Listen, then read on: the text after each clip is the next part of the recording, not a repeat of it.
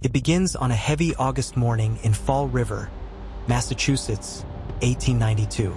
Heat presses against the narrow houses, and the light wobbles on the shingles like water. On 2nd Street, the Borden home sits neat and stubborn.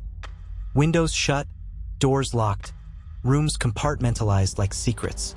The neighborhood hears the whinny of a milk cart, the call of a vendor, a church bell counting the hour. Nothing unusual until a cry cracks the air. "Come quick!" A maid, Bridget Sullivan, stumbles from the Borden house, breath thin with panic. Neighbors turn. A local doctor hurries across the street. Inside the parlor, a man in a black frock coat lies on a sofa, boots crossed at the ankles as if midnap. His name is Andrew Jackson Borden, and the stillness around him is wrong. A hat rests on a chair, a newspaper half-folded nearby, and across the room something that should never be in a home. Not in daylight, not in a town this proper. Upstairs, another discovery. Abby Borden, stepmother to Andrew's daughters, is found in the guest room. 2 bodies, the air thick with panic and the tang of iron and dust. But no one heard an intruder. No one saw a stranger leap a fence or sprint down the lane. The doors were locked, the windows latched, the family small. The question explodes from the walls. Who could have done this? A daughter, the last person anyone wants to imagine, says she was in the barn, looking for lead sinkers, eating pears, avoiding the heat. Her name is Lizzie. She is 32, unmarried, respected by her church, calm now in a way that makes some people shiver and others want to hold her hand. She denies what the whispers are already rehearsing. As officers cluster in the doorway, we step back. Past the morning's shock, past the screams, past the hush that follows tragedy and the quick parade of rumor. Because a case is only a case on paper. In life, it is breath and grief and the way an entire town feels its stomach drop. This is not only a story about death. It is about a house, a family, and a decision that still divides chairs at dinner tables more than a century later. Lizzie Borden. Did she swing the axe? Or did the true murderer vanish between the ticks of a clock? What you are about to hear won't throw stones just to hear the glass sing. We will walk with care, through courtrooms and kitchens, to a drugstore counter, a barn in summer heat, and a closet where a dress once hung. And at every turn, we will ask the question you came for. If not Lizzie, who? The Borden home on 2nd Street is not a mansion with sweeping porches. It's practical, almost austere, exactly Andrew Borden's taste. A self-made man in a mill town run by textiles and tenacity, Andrew is known for counting pennies where other men count applause. He prefers plain furniture, plain food, plain rules, and the house obeys him. Rooms that in other homes might open to one another are sealed with locks. Doors connect only when Andrew decides they will. A narrow staircase rises at the back, enough to cramp your knees if you climb too quickly. He keeps keys in his pocket, always. The family eats mutton stew again and again, long past the moment it should have been thrown out, the kind of thrift that makes a household feel both safe and smothered. Abby Borden, Lizzie's stepmother, tries to be the glue. She isn't cruel. She simply isn't the mother Lizzie remembers. The relationship is brittle. The town knows this because towns always know the things you wish they didn't. There are stories of gifts to Abby's relatives, property handed over in ways that gnaw at the edges of inheritance. There are mornings when the sisters, Lizzie and Emma, do not take tea with Abby because silence is easier than small talk. There are rumors that travel the neighborhood in low voices. Harsh words in a kitchen, slammed doors, tears that aren't seen because nobody is looking at the right time. On this particular week in August 1892, Emma is away, visiting friends in Fairhaven. Bridget, the Irish maid, is battling a headache made worse by the heat. Andrew is strict about routine. He comes and goes with the regularity of a clock. The house sits like a chest with a heavy lid. A traveling relative, their maternal uncle, John Morse, has been visiting. He's a quiet man who prefers practical talk. Farms, livestock, money. His presence, so ordinary on paper, feels like a storm cloud to some in the house. But nothing happens while he is there. Nothing anyone can prove. Outside, The river smells of industry and summer rot. Inside, something else is brewing. Fear? Anger? Maybe both. And maybe something as simple as impatience, which in the right room can turn into something else. By the end of this chapter, the street will be swollen with people, and the Borden house, locked doors and all, will be the most crowded place in the city. But what the family doctor and the first officers notice in those opening minutes, in that parlor and in the guest room upstairs, will change everything. The timeline is a necklace with beads missing. You slide your fingers along it and feel the gaps. That morning, Abby goes upstairs to tidy the guest room where John Morse slept the night before. At some point between 9 and 10:30, she dies there, suddenly and brutally, on the carpet near the bed. Downstairs, life goes on. Doors open and shut. A clock sighs. A maid's pail clanks on the back steps as she washes windows outside in the searing heat. Around 10:45, Andrew returns home. He set out that morning in a clean jacket and a chin like a beak. He returns tired, complaining of the heat, and settles on the sitting room sofa. His boots point right. His body falls left. His eyes fade slowly in the warm light. It said he dozes. It said he reads. It said he never had the chance to do either. Minutes later, Bridget hears something. She isn't sure what, and then Lizzie's voice calling her from inside. The question whistles through the house like a thrown nail. Where is Mrs. Borden? Neighbors gather. The doctor arrives. Dr. Bowen. He is steady and pale and not ready for this. He glances at the clock and makes a mental note he will later forget. 30-something minutes past 10. But that's how it always is. Tiny details, the ones that end up matters of life and death, drift like smoke unless someone pins them down with a pen. Upstairs, Abby lies face down on the rug, her gray dress spread like a bird's wings. The room is hushed except for the breathing of too many people drawn close. A reporter lingers in the hallway. An officer regrets his breakfast. A woman murmurs a prayer. Nobody can make sense of how the house remained quiet. Nobody understands how two people died in a locked house in broad daylight. Back downstairs, a scrap of conversation scratches the wallpaper. I was in the barn, Lizzie tells an officer. I went to find sinkers for fishing. She adds details. She'd been eating pears. The heat inside the house was stifling. The barn, with its shadowed boards and tiny window, was a relief. She says she came in, found her father in the sitting room, and called Bridget. It sounds simple enough, until simplicity starts to feel like a coat someone is trying to button in a hurry.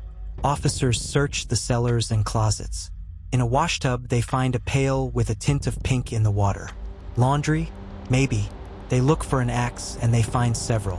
One is a hatchet with a snapped handle. A broken tool can be the most dangerous kind, easy to hide, easy to forget. The officers whisper about dust on the head of the hatchet, dust that looks newer than the surrounding grit, as if someone rubbed it there. They note the heat. They note the flies which do not lie. They note Lizzie's dress. A light fabric, neat and unwrinkled. A pattern that would make stains hard to hide, or easy, depending on how you look at it. They note, too, that no one saw a stranger on the stairs. The back door had a key. The front door had a trick lock only family managed with ease. This would be easier if there were footprints in the yard. It would be easier if a neighbor saw a man in a dark cap vault the fence. The story wants a villain at the window. It is easier when evil has a face. But the only faces belong to people who lived here. People who ate together and walked past one another to get to the stove, the sink, the stairs. Bridget tries to keep her voice steady. She nods, shakes her head, nods again. She remembers washing the windows, the heat beating on the back of her neck, the headache, the uselessness of it all. The house was locked. The house was always locked. And in the middle of the room, a detail the officers do not talk about yet. The way Andrew's boots are still polished, the way his jacket is folded near, as if he meant to pick it up again. A life paused, not ended. That's what it looks like, and it is haunting. But then someone says there's a possibility, poison, perhaps, given the family's complaints of stomach trouble the days before. A doctor had suggested the mutton stew was turning. Others whisper that the family had enemies. In a town where nearly every family depends on mills and moneylenders, A man like Andrew collects resentments like coins in a dish. The officers glance at each other. If not poison, then the tool in the cellar. If not a stranger, then they stop short of the word. Yet by dusk, a name will be the only one whispered. And before the week is out, a pharmacist will remember a customer who looked too much like Lizzie to ignore. What investigators write down in their notebooks that night, and what a store clerk says he saw the day before, will change everything. Lizzie Andrew Borden, named for her father, is not a villain out of a stage play. She is well-spoken, composed, a regular face at church. She teaches Sunday school. She donates to a shelter. She wears her hair pinned back, and her temper, when it shows, is said to flash and then soften like heat lightning. She is also 32 and living in a home where the rooms have rules. Not married, not free to set her own table.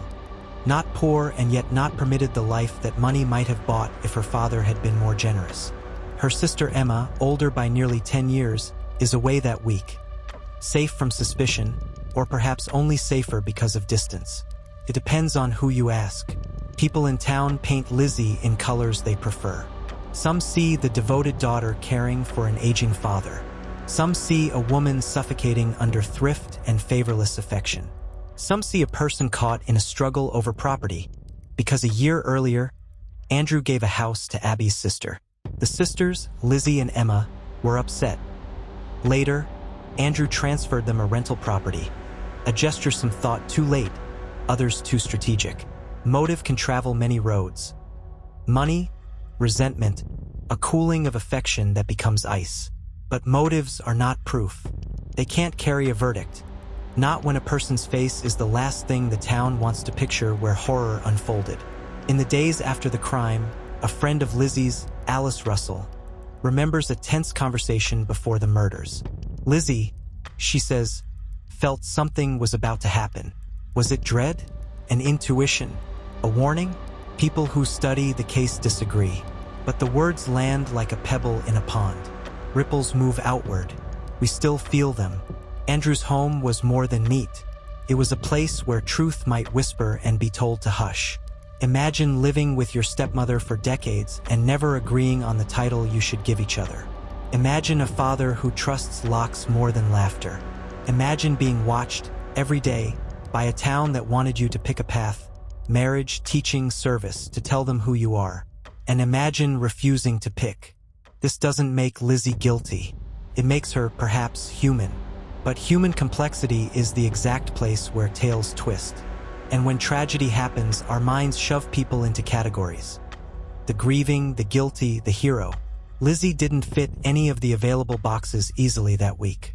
She was too calm for grief, some said. Too emotional for guilt, said others. She fainted at odd moments. She did not cry at the expected ones. She chose an attorney quickly. She stayed home, then she didn't. Our instincts, fair or not, began to add up. Then there's her statement about being in the barn, hunting for sinkers, eating pears in the loft while the day burnt the shingles. Later, an officer felt the dust in that loft. It seemed undisturbed, but memories betray us. Officers make mistakes. Recollections warp in heat. Maybe she was there. Maybe she wasn't. And across town, a pharmacist will say he saw her the day before, asking for a poison strong enough to stop a beating heart. But if that claim returns to the courtroom later, and if the judges refuse to let it stay, what other thread will the case try to pull? Because what a druggist remembers, and what a dress would later become, would change everything. The day before the murders, a clerk at a downtown pharmacy, Eli Bentz, says a woman who looked like Lizzie asked for prussic acid, a deadly poison. She wanted it, he claimed, to clean a sealskin cape. He refused the sale. Later, in court, this testimony would be ruled inadmissible, and without corroboration it became an ember that couldn't quite ignite. Still, rumor breathed on it for decades. Did she try to buy poison? Or did the clerk misremember under the heat of the nation's attention?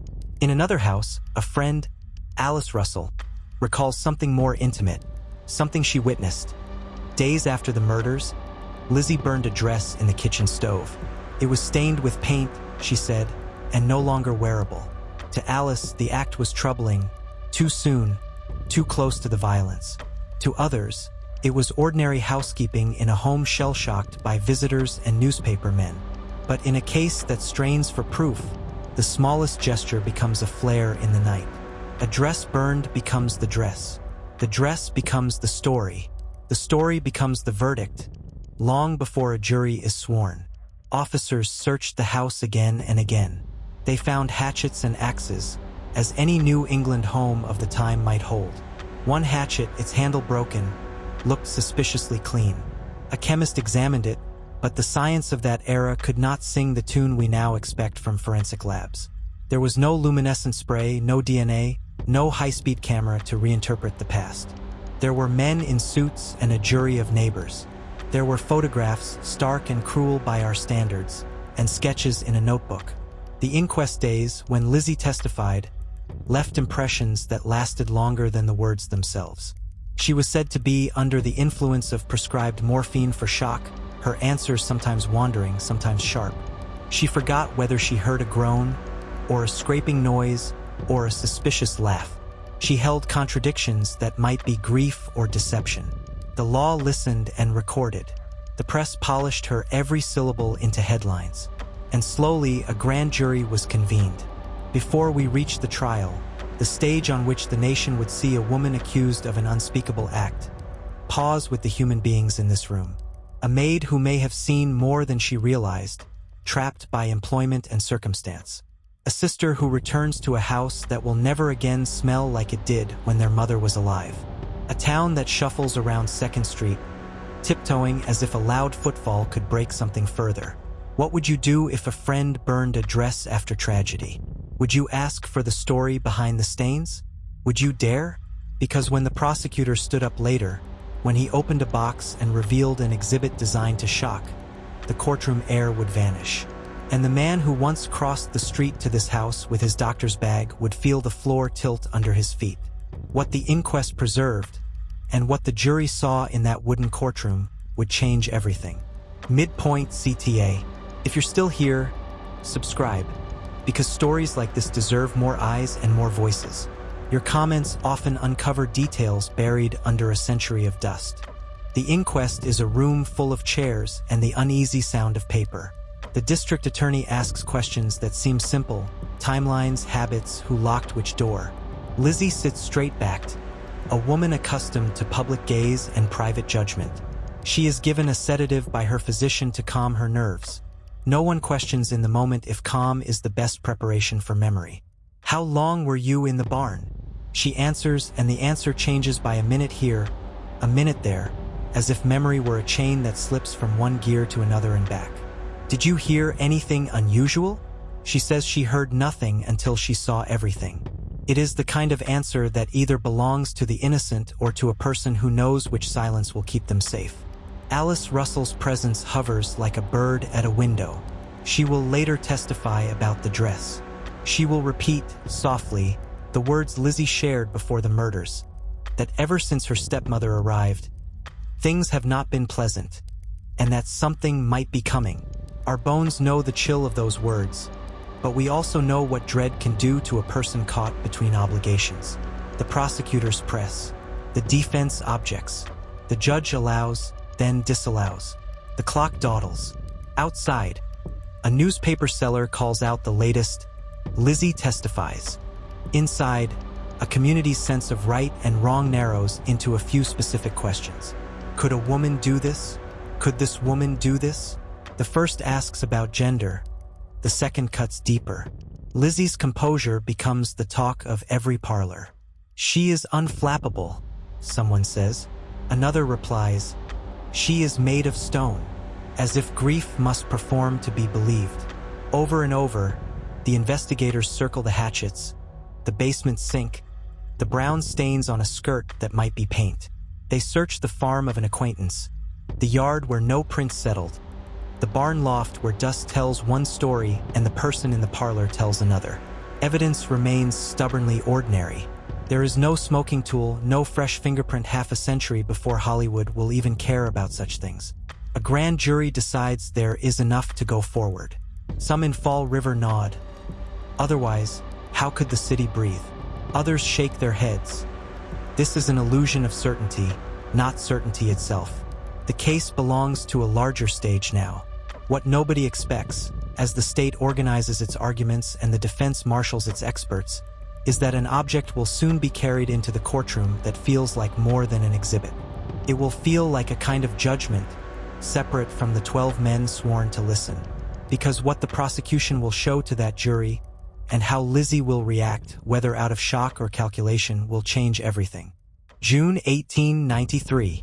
The courthouse in New Bedford holds spectators the way a theater holds an audience hungry for a final act. Reporters are present from Boston, New York, and beyond. Sketch artists study the tilt of Lizzie's chin, the set of her jaw. The judge's bench smells faintly of lemon oil and the sweat of 100 hands. The jury, 12 men, as the times dictated, settle in. The prosecution lays out the skeleton of its narrative. 2 people murdered in a locked house. A stepmother killed first in the guest room between 9 and 10:30. A father killed next around 11. Tight window. A maid outdoors much of the morning. No stranger seen entering or leaving. Hatchets in the basement, one with a broken handle. A daughter whose alibi rests on minutes and pairs. In a barn no one else saw her in. A dress burned days later. Words said to a friend that sound like dread or intent. They speak of motive, resentment over money and property, a chilly relationship with Abby, a father's frugality that pinched the future. They circle, as prosecutors do, hoping to trap a truth in their net of logic. The defense is formidable. George D. Robinson, a former governor, stands at Lizzie's side. He does not shout. He explains. He admits the horror while quietly lifting the burden of it from his client's lap and placing it back into the fog where unproven claims belong. He reminds the jury of something that should never be forgotten in a murder case. Suspicion is not evidence, and evidence must be a bridge, not a broken plank. Early in the trial, a small victory for the defense ripples into a wave. The judge rules that the druggist's testimony about prussic acid is inadmissible. The jury will not hear about a woman who looked like Lizzie asking for poison. The prosecution loses a dramatic stroke. The audience loses a simple thread they could have tied in a knot. Then comes the moment that would headline stories for decades. The prosecution has exhumed the bodies. It brings the skulls into court, cleaned and clinical, intended as instruments of illustration. Forensic illustration of the time was shocking by design. The prosecution wanted to show the pattern and force of the blows, the difference between Abby's injuries upstairs and Andrew's injuries downstairs. They wanted to whisper to the jury, "This is not the work of a passing thief. This is the work of someone who could stand close." When the skull of Abby Borden is revealed, something happens to Lizzie. Counts differ. Some say she fainted. Others say she swayed and sat, as if the air left her lungs and the day pressed down all at once. In a courtroom, reactions write their own script. To some, the moment proved her humanity. To others, it was theater. A neighbor testifies about locked doors. Bridget speaks of her chores, the window washing, the headache, the last words she recalls. The chemist describes the hatchet with the broken handle, but cannot take the jury where the defense insists real science would go. Paint stains are paint until they are not, and in 1893 no one can make the floor shine with blue lights to ensure the difference. The defense calls witnesses to remind the jury that strangers exist, that the Borden house stood near a street where men came and went, that anger against Andrew could have worn many faces. They seize on inconsistencies in the timeline, the soft edges around "I was in the barn," and the possibility, rare but not impossible, that a killer slipped in and out during a moment's distraction, using familiarity with the house as his map. We can sit in the benches of our minds and second-guess each side. But the jury must live in the law's present tense. When closing arguments end, the 12 men file out. The room exhales. Even now, in the retelling, we want to lean toward the door and listen for footsteps. We want to guess. We want to be right. What returns when the jury comes back in less than an hour if you believe some accounts? In about 90 minutes, others say, is more than a verdict. It's a choice about how the town will speak about itself for 100 years. Because what those men decide that summer afternoon will change everything. Not guilty. 2 words that clatter like silverware on a tiled floor and then lie still. A cheer rises in the courtroom. A breach of decorum some judges would hammer down with a gavel, but on that day it stands. The nation's most watched defendant is free. She turns to her counsel, to her sister, to the space in front of her that will forever be divided into before and after. Lizzie returns to Fall River. She and Emma eventually purchase a larger home on the hill, the more fashionable part of town. They call it Maplecroft, an elegant name for a house that might have finally given the sisters the life they once imagined in the rooms on 2nd Street. But the air around them is not clean. It is charged with the ions of rumor. Some society groups welcome them, others glance away. Charity events become tightropes. Church pews creak differently when they enter. Children sing a rhyme in the street that nibbles at the innocence of play. Years ripple forward. A new century arrives with electricity and telephones and automobiles, each promising clarity. None deliver it here. Emma and Lizzie separate after a disagreement so sharp it cleaves the house. Whispered tales of Lizzie's friendship with an actress stir snickers and kindness in unequal measure, depending on who is speaking and why. Money is no longer the problem it once was. Loneliness is. Lizzie's public kindness endures. Gifts to children's homes, to animal shelters, to places that hold the vulnerable kindly. She has friends who swear by her, and acquaintances who study her like a puzzle that refuses to yield a single clean edge. Meanwhile, the Borden case grows larger than the town. Writers lift it from the street where it happened and carry it into anthologies, magazines, stage plays, lectures.